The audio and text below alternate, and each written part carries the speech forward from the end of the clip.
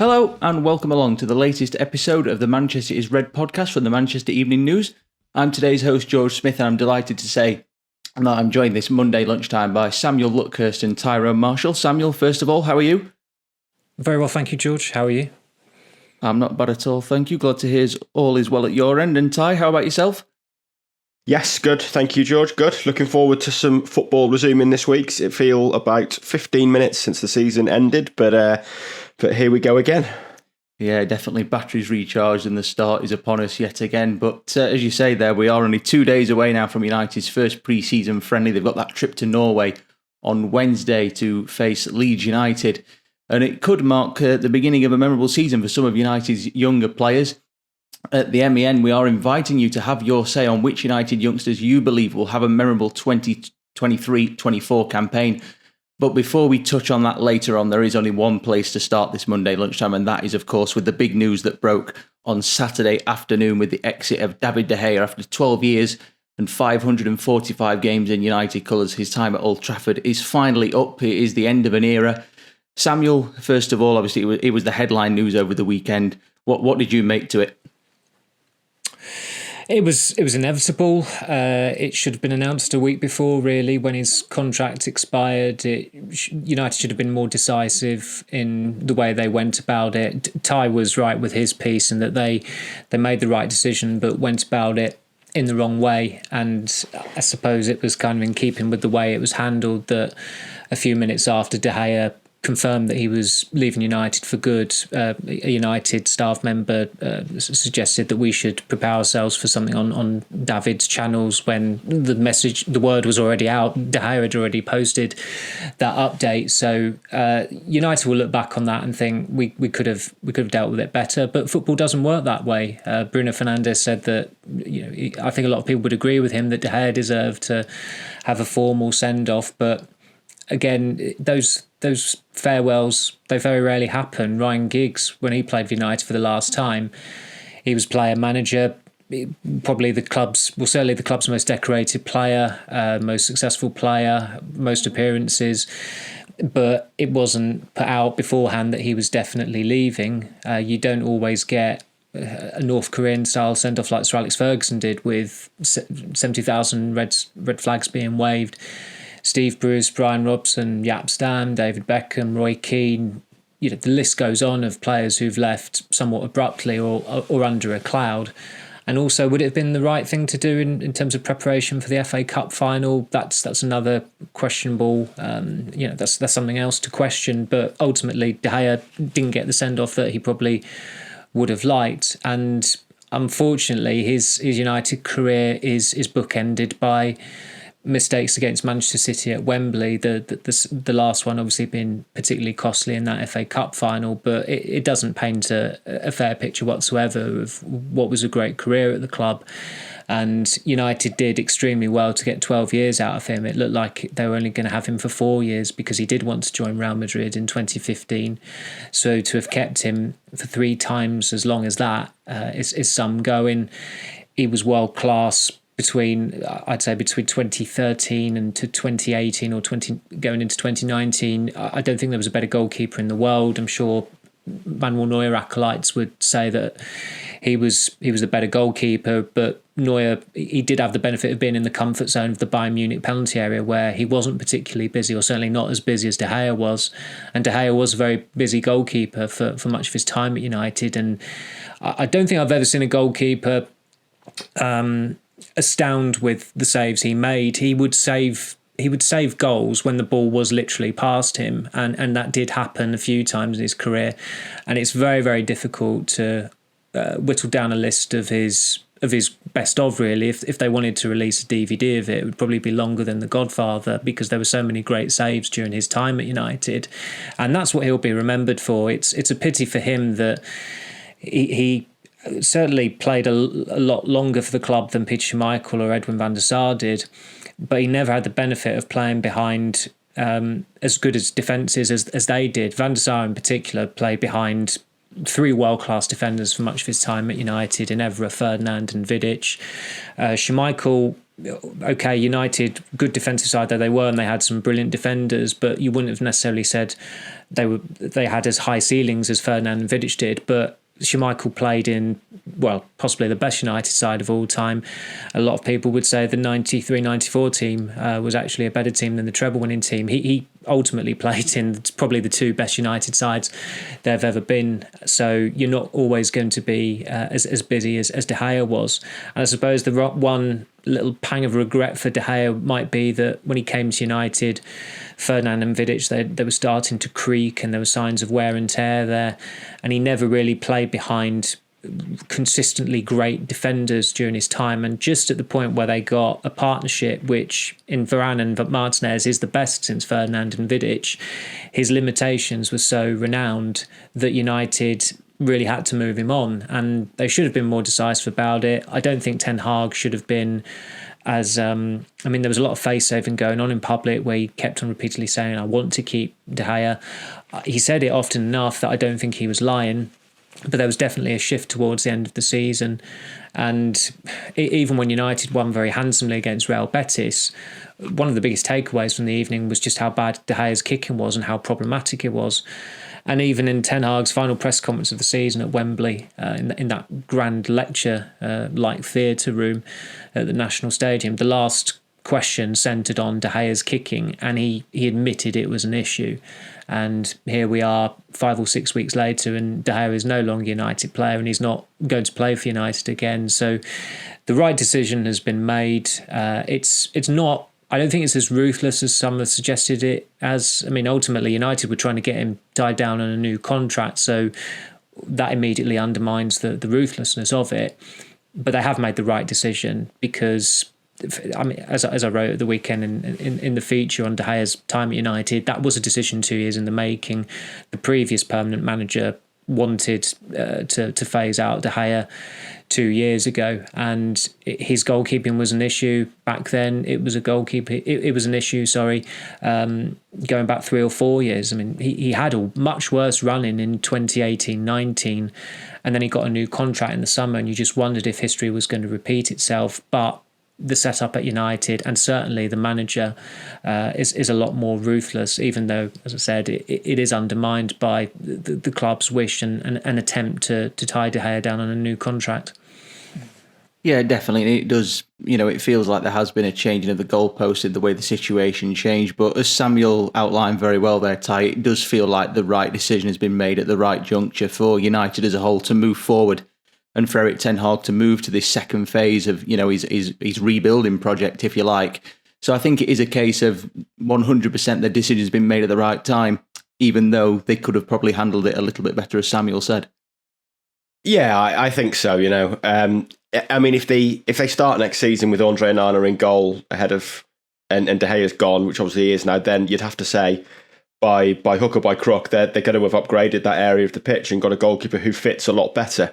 It doesn't seem that that's necessarily been a strategy that's been lined up for a long time. Maybe there's a little bit of opportunism in Onana, but Inter Milan's financial issues aren't a surprise to anyone, and his performance in the Champions League final won't have swung it. Ten Hag worked with him for years at Ajax, so it is an upgrade in the right area of the pitch. It's not been handled brilliantly, and regardless of the whole De Gea thing, and Simon's right that there still wouldn't have been a great time for a farewell because the last game's the cup final. You obviously can't do it then. Maybe at least just knowing at Old Trafford against Fulham it was his final game, might have been a nicer way to end it, certainly, than this. And not so much keeping him hanging on, but just the uncertainty. But also just this lack of a clear direction all year with the goalkeeping thing. It's been pointed out a few times recently that maybe the tipping point was that FA Cup final performance, but no serious football club is making a decision like that on the back of 90 minutes for a player who's been at the club for 12 years. And it was obvious in the second game of the season on August the 13th that De Gea just wasn't a natural fit for Ten Hag's system. And they've gone all year talking about a new contract, showing intent to keep him without ever really knowing if they wanted to keep him or not. And it's just, like I say, it's if they do get Onana, then it's going to work out for the better. But it's not been handled in a way you would expect of an elite football club. You couldn't imagine Man City or Liverpool in recent years, going about things in this way.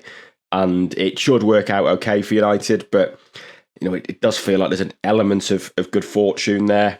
And the reality is they've not signed Onana yet. And for all the talk at the weekend of there needs to be a compromise on the fee, something we're going to hear, I think, with every single deal this year, why on earth would Inter Milan compromise when United's current number one has just announced on Twitter that he's off? So it's not exactly strengthened United's hand when it comes to negotiating a smaller fee. And as much as we're saying it's the right decision, it's only the right decision if they get a better goalkeeper in to replace him. And Onana would certainly be that, but they've got to get that one over the line yet. And I think we all expect it to get over the line. I think all the indications are it will get over the line. But yeah, it's not been handled brilliantly, and it does feel like this decision could have been made 2, 3, 4 months ago. None of what's happening, none of this is a surprise. United knew all season De Gea wasn't a natural fit for Ten Hag's system, and they've just seemed unsure for a long time exactly what they wanted to do. And that's not, Samuel mentioned the word ruthlessness before, that's not the kind of decision making and clear-minded decision making and clear logic you expect of a well-run football club. And I think United are a well-run football club now. I think they've improved immeasurably in recent years under John Murta, Richard Arnold as chief executive. I think things are definitely heading in the right direction.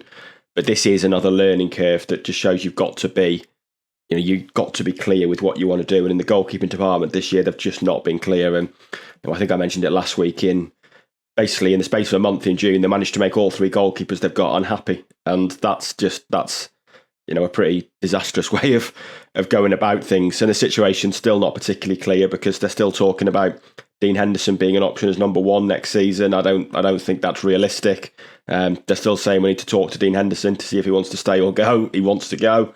It's just a bit of a mess, really. And come the first day of the season, if Onana's in goal, if Heaton's the number 3, and if they've got a younger number 2, then they'll probably look at it and think that's a success. But the way they've got there won't have been brilliant. Will it matter in the end if it is that set up? Probably not. But it does feel like lessons need to be learned in terms of just being ruthless with your decision making and being clear and coherent with your decision making rather than just dragging things out. And even the manner to which they've been dragged out since last week, like Samuel said. The word last week from the club was he's going to get married, then we're going to hold more face-to-face talks. But was there ever really a thought that was going to change anything? It's just seems to have unnecessarily dragged on for a lot longer than it really needed to. Yeah, definitely. I mean, if a decision had been reached by that point, you wouldn't have thought there was any, further talks to take place to try and reach an agreement. But there we go. Obviously, David de Gea has moved on. But to reflect on him in a positive light is obviously his United career. He achieved, over 500 games for the club. It's a tremendous achievement for any player in any era. Samuel, what are probably your fondest memories of watching David de Gea in a United shirt over the last few years?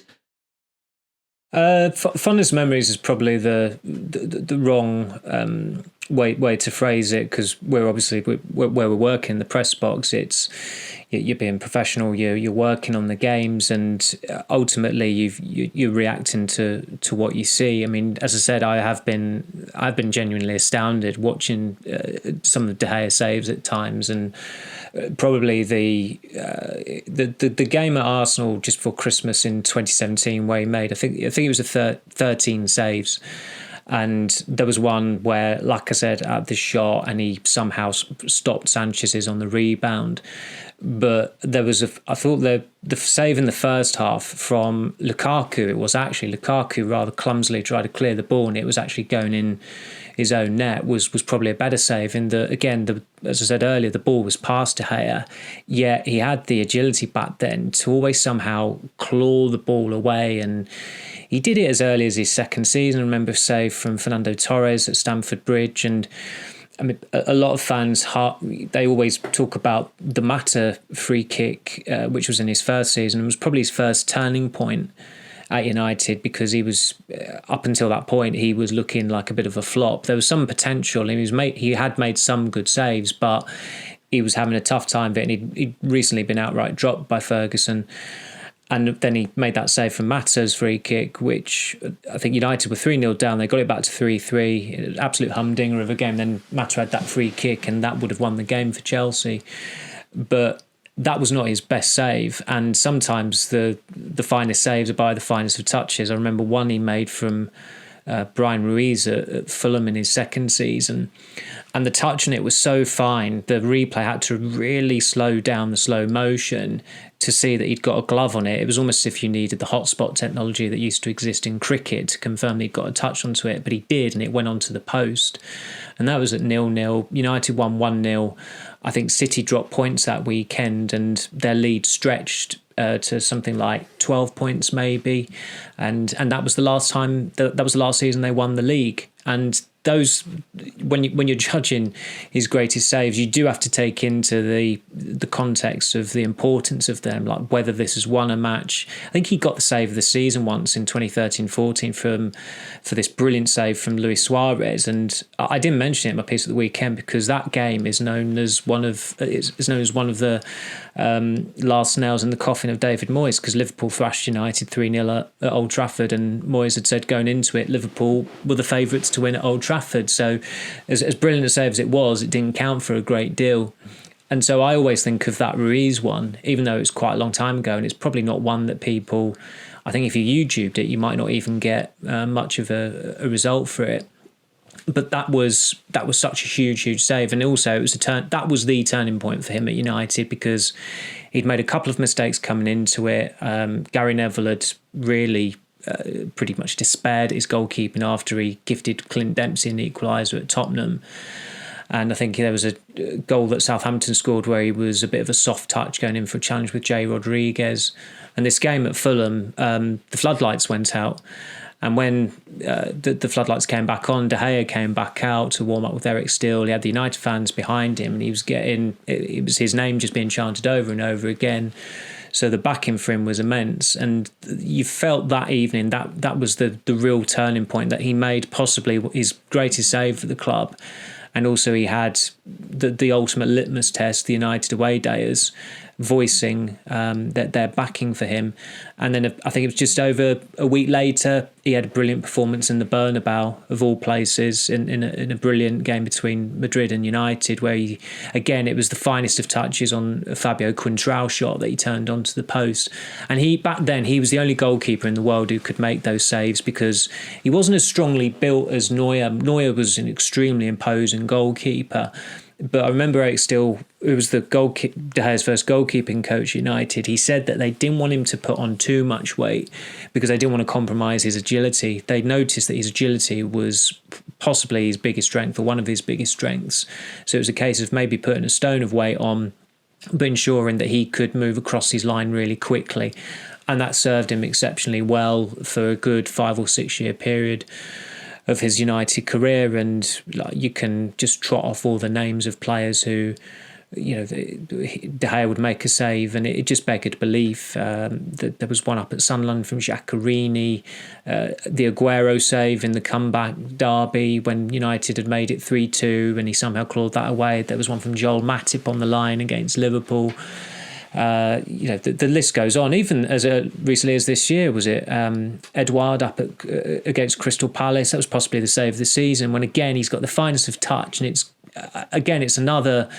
You can always say it's a really great save when he's tipped it onto the woodwork, because that's how difficult it is. That you get that finest of touch, and some would argue that you need the aid of the woodwork for the ball to not go in.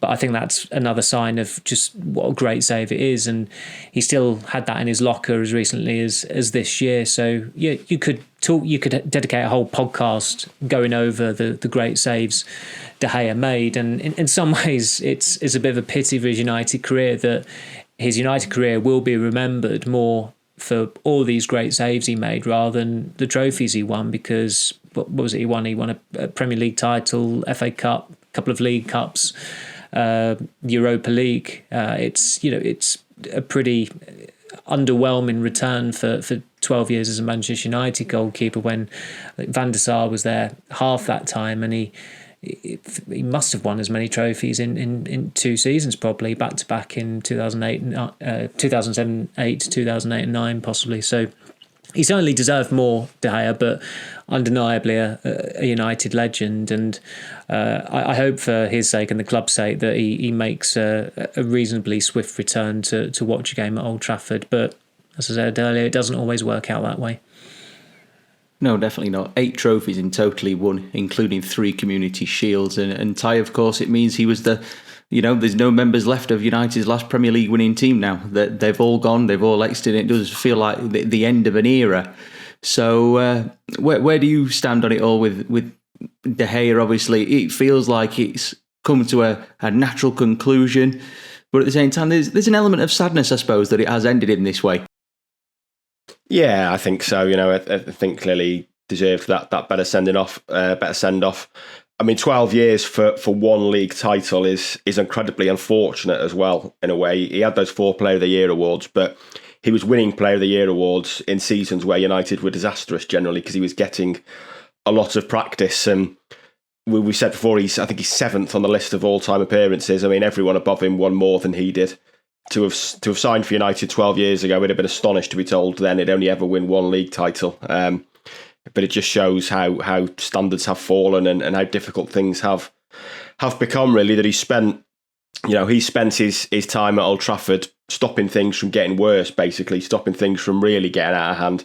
So many of those seasons and those dreadful seasons have been bad, but have ended with fans thinking, well, but for David, it could have been worse, when obviously that's not really what he wants to be associated with. But yeah, I suppose there's an element of sadness when a long-standing player like that and a long-serving player leaves a club, but it does feel like the right time. It does feel like it's time to move on.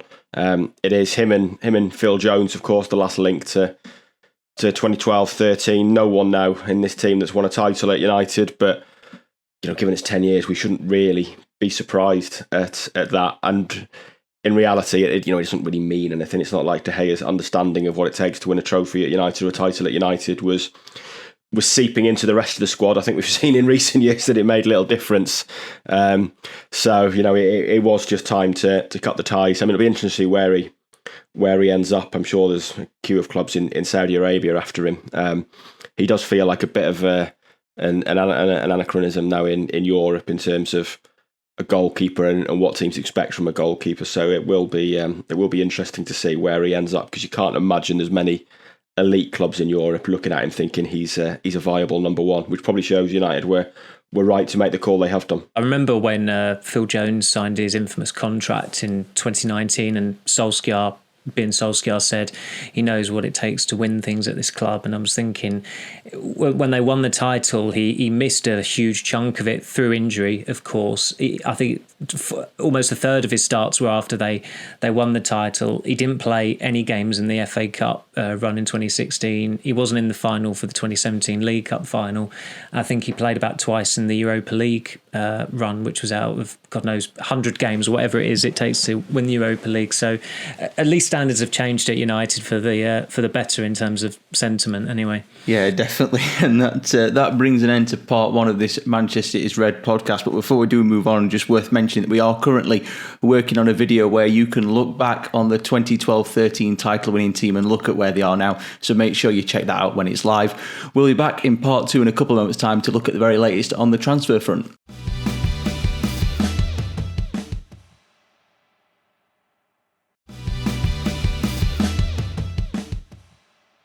Welcome back to part 2 of the Manchester is Red podcast. As I said a couple of moments ago, we're now going to look at the state of play in regards to transfers. The wind obviously alive and kicking now. United getting their first signing of the summer across the line last week, bringing in Mason Mount. As Ty's mentioned earlier on, Andre Onana is the one that United are seemingly working on, with all of their energy now to replace David de Gea. You've been across this story quite a lot, certainly over the weekend, revealing that John Murtaugh's been in Italy in discussions with Inter Milan. What's the latest on that you can bring us? Well, he's the principal target, and the last word from United was that there'd have to be a compromise on a fee, which, as Ty said earlier, is probably the case with every transfer negotiation that goes on, not necessarily just those involving United. United don't want to just nail their colours to one mast in case something collapses there, but Inter's finances are in disarray. United are pretty much guaranteed 20 to 30 million pounds for a goalkeeper if they don't drop the ball with Dean Henderson. I mean, the suggestion still it's clearly for Fay's save and from United's perspective, but the suggestion that Henderson is an option is just laughable. When I mentioned that United, to an agency source contact, that United said Henderson is an option, they said, yeah, he is for another club. I would be staggered if Henderson plays another competitive game for United. I mean, what must he think? De Gea's gone. It's everyone that knows that this isn't Dean Henderson's chance to take his place, because United are actively trying to bring in a replacement for De Gea, and that replacement is not going to be someone to sit on the bench. So I wrote last week, really, in a piece, that there was a clear plan to get Onana in. You let the two goalkeepers go, you clear nearly 400 grand off the wage bill, you bank a fee of around £30 million for a goalkeeper, you reinvest it into signing the new goalkeeper. And Ty made a very good point earlier about their bargaining position being weakened by De Gea clearly deciding that, look, I'm not going to get a new contract here, we'll go off and do something else, and cutting the cord and confirming once and for all he is gone. So United do not have an out-and-out number one at the moment, however way they might phrase it or frame it or try and spin it. They don't have a starting number one goalkeeper. That the closest they've got to that is someone who has not played for the club in the Premier League since May 2021, spent last season on loan and wants to leave. And people at United have been talking about the probability of Dean Henderson being sold as well. So something drastically wrong would have to occur for them not to sign Onana, because he's their main target. He's a worthy replacement for De Gea. He ticks all the boxes that Ten Hag wants from a goalkeeper. Ten Hag knows him.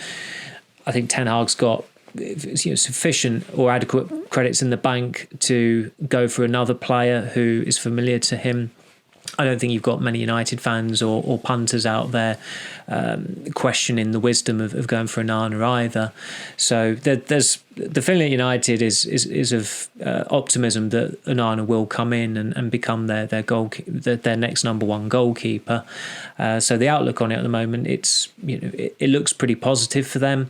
It just depends on the fee, and those things can take time. It took a little bit of time with Mason Mount. 1 week it was looking, United was sounding pessimistic about doing a deal. The next week he'd signed. That's how quickly things can change. And as we've said before, every cough and spit of these situations gets covered ad nauseum these days. So at this juncture, I don't think it's if you're a United fan and your happiness hinges on transfers, one, it shouldn't, but two, I don't think that there's going to be much of an issue with Onana. He wants it to happen. Inter need the money. United want the player. As I said, something drastically wrong would have to occur for that deal not to go through. Certainly sounds promising, and Ty, obviously Samuel's mentioned there, he ticks a lot of boxes for what Erik Ten Hag wants in his first choice shot stopper.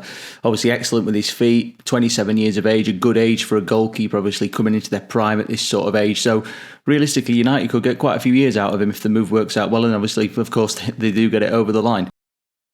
Yeah, absolutely. You can envisage him being number one for 6-7 years at least, you would have thought. He does tick an awful lot of boxes. Ten Hag knows exactly what he's getting. Onana played 145 games for Ajax when Ten Hag was manager. So stylistically, we can know for certain that he's going to be a good fit. He's very, very comfortable with the ball at his feet.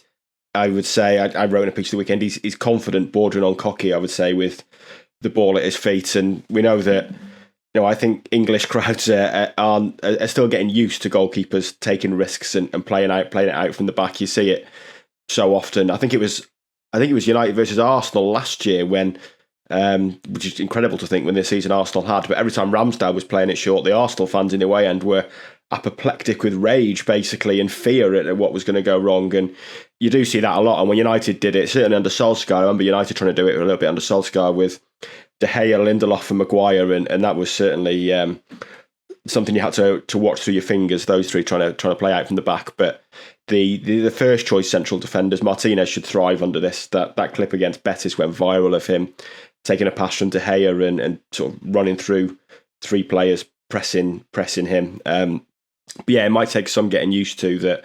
There is going to be a lot of short passing out from the back now, with the intention of luring opponents on and then playing through them. But Onana is good at that sort of stuff. I thought he was great with the ball in the Champions League final. I think I've said a couple of times now on the podcast. I mean, I was at that Champions League final covering it and went into it looking for a goal in injury time. Onana was playing in front of two defenders, basically. He was more trusted to provide the pass that might open the game up than either of two of Inter's centre-backs. And Onana was more advanced than them, so he's arguably as good as anyone with the ball at his feet in world football, and stylistically he does look to be a perfect fit. And it's another example of Ten Hag signing a player he's familiar with, but I think we can all accept that this is an obvious deal to do, given that he is such a natural fit for what he wants from a goalkeeper. And a huge, one of the biggest things is going to be, and why probably his signing needs to happen sooner rather than later, that it is going to be a significant change. There was a lot of compromise stylistically last year with De Gea mixing it up, certainly, and often going along. That's not going to be the case with Onana, and it will take the defence and the deeper midfielders a bit of time to get comfortable with that and accustomed to that. So the earlier he's in pre-season, ideally it's done before they go on tour next week, then it does give everyone time to get used to that new style. Yeah, definitely. It's a big change to try and obviously implement. But Samuel, you were across another transfer tale over the weekend when you reported on Saturday that Erik ten Hag wants a second forward in addition to the main striker target that they've wanted so far this summer.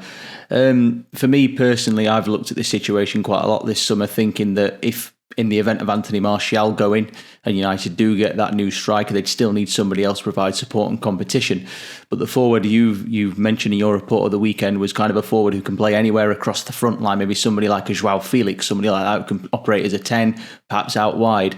So it seems like, there's very specific criteria United are going to have to try and hit on this one as well. I would be worried for United's fortunes next season if they ended up with Joao Felix, given his situation at Atletico Madrid, how it went at Chelsea, the loan fee that was touted. If something bad would have to happen for United to go down that route. Again, this hinges on outgoings, and you are talking plural, and it might not even just be at two. You look at United's attacking department, there are a lot of options there. There are 5 players who can play from the left wing, 5 right-footed left wingers, arguably, if you to include Marshall, and I think it's fair to say that he's played his best football for United from the left wing. It was a long time ago, but that remains the case. Rashford is the main choice. Garnacho is the next in line.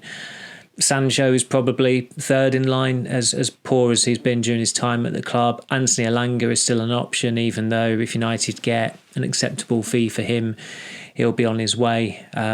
You look on the other side, they're not as well stocked, and there's still, you can't say with absolute certainty that Ahmad will be in the first team squad next season. I think it'd be the right thing to do, unless he's utterly hopeless on the pre-season tour, but I don't think he will be.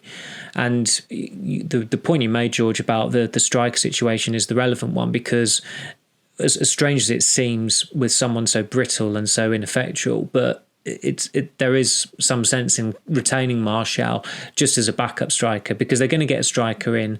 If it's Højlund, that's a huge burden to shoulder for a 20-year-old who has spent 1 year in Italy and not long ago was playing in Austria with Sturm Graz to have to lead the front line for Manchester United. And I'm not saying Martial is the mentor to ease him in, but he is certainly a lot more experienced, and that might be the way of getting some use out of him if he is fit, because who out there is going to pay 30 million for Anthony Martial. He can't be worth any more than that. He's into the last year of his contract. Technically, there is a +1 option, but when you factor in his form and his fitness in the last 3 years, you're looking at 30 million tops. You're thinking, the more you think about it, you think actually United would do extremely well to get 30 million for him. The number 10 situation is a lot more. I think Ten Hag will be a lot more comfortable with it, because if Fernandes were to succumb to injury, and he never has at United, which is an extraordinary run, then you have got Mount there who can step up, even though Mount, we all expect him to be operating from deep, operating as more of a central midfielder. He said himself, he sees himself as a number 8. Fernandes wears the 8, but he is the 10 in that team.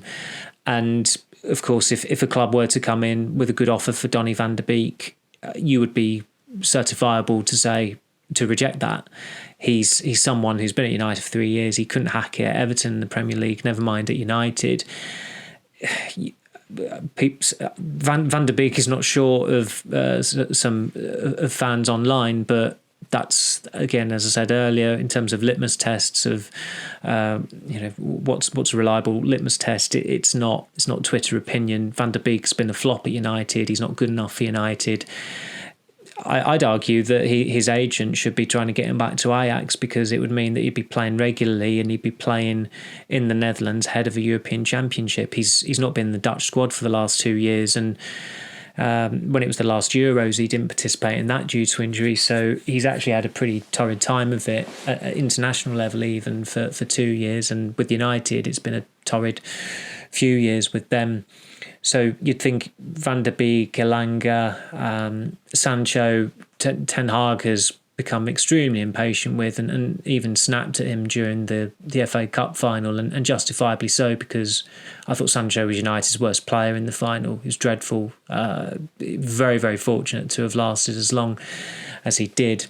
So you look there are 3 or 4 players who might not be in the squad next season, but also you can see a scenario where they're all still at United beyond the end of the transfer window. And in the summer, where they're talking about tight budgets, they're talking about FFP, there have to be player sales, and they've made a pretty slow start on that so far. There have been some departures, but they've been extremely low level. I mean, I don't think Ethan Laird, the fee they've banked for him is that's a drop in the ocean, really, £750,000 or whatever it was.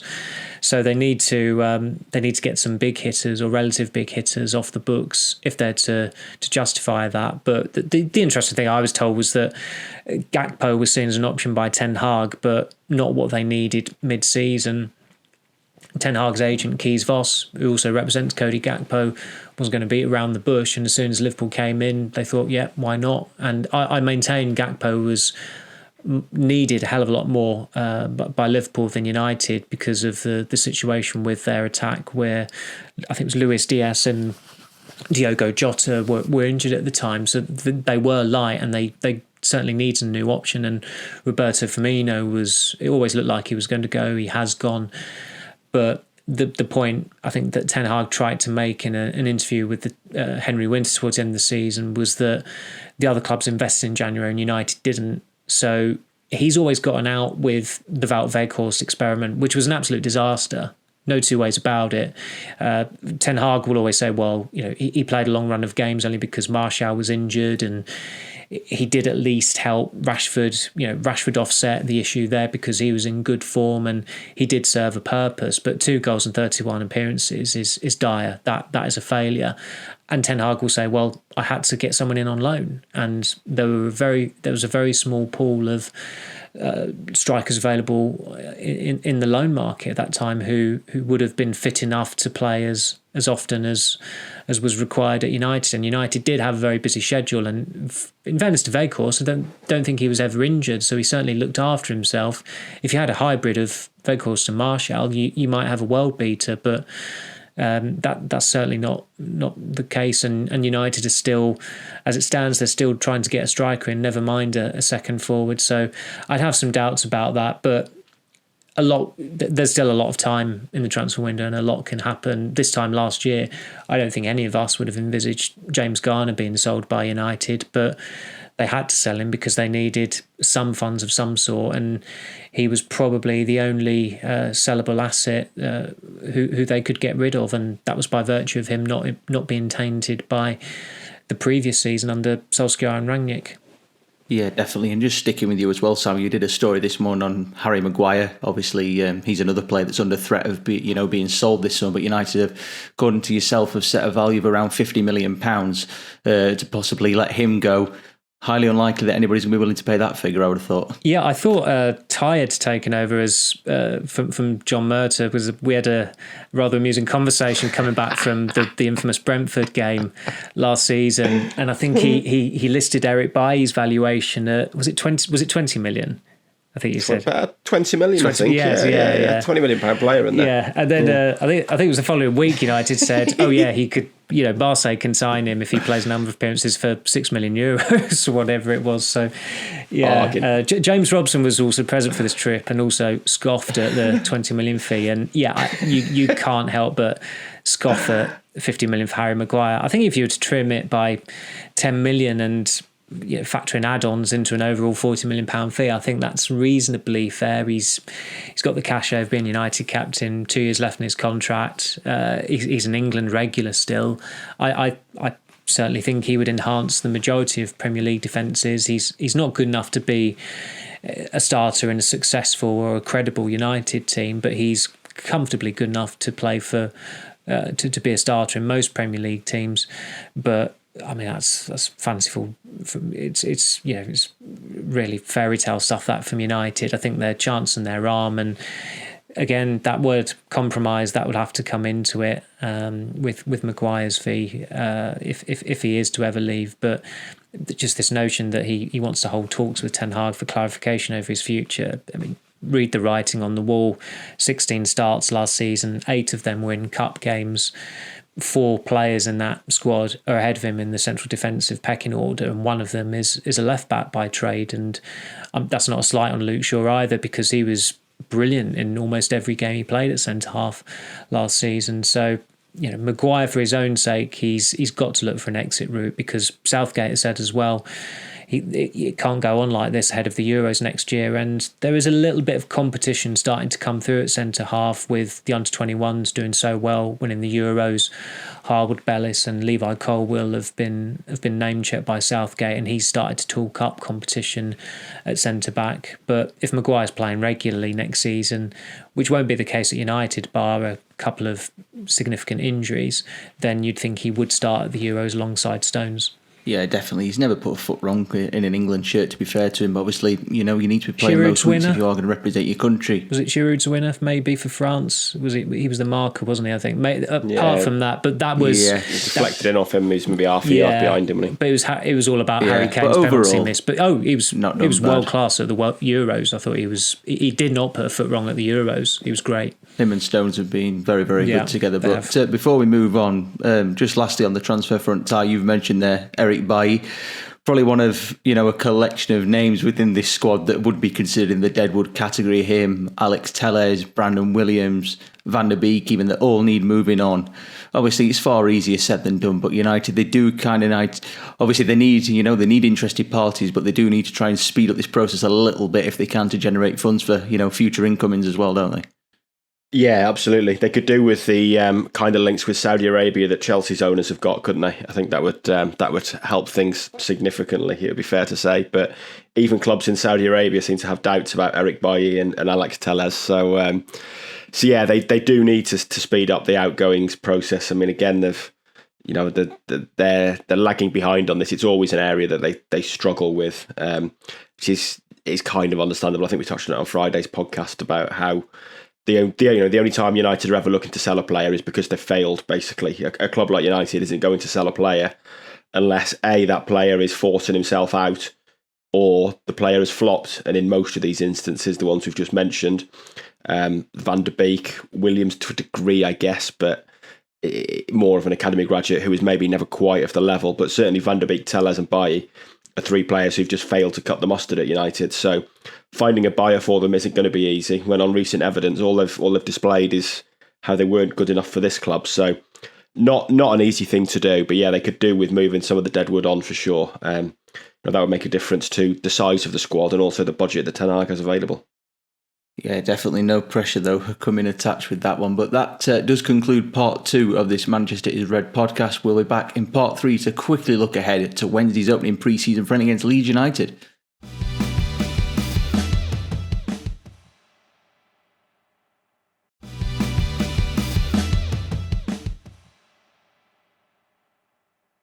Welcome back to part 3 of this Manchester is Red podcast. As I said a couple of moments ago, we are going to have a quick discussion now on Wednesday's pre-season opener against Leeds United in Oslo. Our colleague Rich Fay is flying out to Norway, I believe, tomorrow to cover that game. Samuel, I suppose the biggest takeaway from this game, and all eyes perhaps are going to be on Mason Mount and probably not a lot else. I completely agree with you, George. Yeah, I'm pleased for Rich that there's a signing in so that there's something to write about for this game, because his piece will be on Mount, and rightly so. That's going to be the main takeaway. However he performs, and you just hope that, again, for Rich's sake, that Mount starts, or he at least gets a half. Sometimes this happens in pre-season games that there'll be a starting 11. Obviously, they come off at half time, and then it's another 11 that come on for the second half. I think that's how Ten Hag operated in the first friendly in Bangkok against Liverpool last season. Liverpool, I think in that game, they made wholesale changes every 30 minutes, so that was a slight adjustment to that rule. But you would imagine that, given Mount has trained with his new teammates, that he will get at least a half, and it would be illogical not to start him. You want to start as many players who will be lining up against Fulham. Sorry, not Fulham. I don't know why I've got Fulham on the mind. That was the last game of last season. But Wolves, I think I just hate Wolves Man United games. I can't be the only one. There've been too many of them. But you want as many players to start who are going to start that game, and Varane, Martinez certainly come into it. Wan-Bissaka is probably in contention. Mount certainly. Maybe one or two others as well, depending on how the next 4 or 5 weeks pan out. But United have got a pretty strong squad to take over there as well. Anthony's another. There are quite a few players coming back from injury who were in Carrington the week before pre-season training officially started, because they were still rehabilitating from their layoffs. I thought it was, maybe he's doing ball work this week, but I didn't see Anthony Marshall in any training footage or images with a ball at his feet or during the ball sessions, and that isn't really a surprise given how long he takes to recover from injuries, and he tore his hamstring in the final game against Fulham. But again, that again just stresses the need for a striker to come in as quickly as possible. And if you're in United's position, or if you're in Ten Hag's position, you'd ideally like 1 or 2 more in before they fly off to the United States. I think that's next Wednesday they fly off, but they go via Edinburgh because they take in that game against Lyon. Myself and Ty fly off next Tuesday, so it's all coming around very, very quickly. But if you're a manager, you want as many important signings on your pre-season tour as possible, and where there's not a summer tournament as well, there aren't too many excuses for that not to be the case. So it needs to be quite a busy week for United in terms of incomings, with an eye on that flight from Edinburgh to JFK, or it might even be Newark next week, because they are going to be based technically in New Jersey. Yeah, definitely the clock is ticking for United to get things done on that front, but as well as it being an important time for new signings, obviously it's an important time for some of the club's younger players to, try and make the step up and try and catch the eye of the manager. And as I mentioned at the very start of this podcast, we've launched a new feature on the MAM website now, where fans can go on there and they can vote for which youngsters they hope to see make the grade this forthcoming season via an interactive widget that you can go and check out now. Ty, I suppose looking at the younger pool of players that could be going to the States with Erik ten Hag and his senior players, I suppose all eyes most likely are going to be on Ahmad. Obviously, he's going to be the main one that people are going to be talking about. But I suppose there's obviously a slight chance perhaps for Alvaro Fernandez to possibly force his way in as well. Yeah, he was the other name I would have mentioned. Certainly if a centre-half leaves, if Maguire was sold, I think they would need a replacement. But you could see a scenario where they use Luke Shaw more often as Martinez is backup and Lindelof as Varane's backup. So there is options within the squad there. That would mean a gap at left back. So, that is a potential route in for Alvaro Fernandez. But I think Amad is the one that everyone's going to be keen to see how he gets on and how he does. Obviously fantastic at Sunderland last year, an unbelievable highlights reel from the Championship. But this is another step up altogether. And as much as it's going to be about the friendlies, it's going to be what he does in training as well, the bits we're not seeing as to how he impresses Ten Hag. I mean, I've said it previously, I wonder if the options available to United are going to be, or if Ten Hag is viewing it as he's a member of the first team squad or he's sold. He's been pretty ruthless, I think, with younger players so far, with James Garner especially last year. With Garner, I think he was a player everyone wanted to see in the squad and fans wanted to see in the squad. Ten Hag decided he didn't have it at that point. He wasn't of the level. Rather than send him on loan again, cash in on him when his value is high. And Ahmad's value is certainly high after what he did at Sunderland. I would still lean towards seeing him involved in the squad. But if Ten Hag did take a look at him this summer and decided he wasn't quite there, you wonder whether he might be encouraging United to sell rather than have another loan and instead just sell while his stock is high. But I think fans will be intrigued to see how he gets on.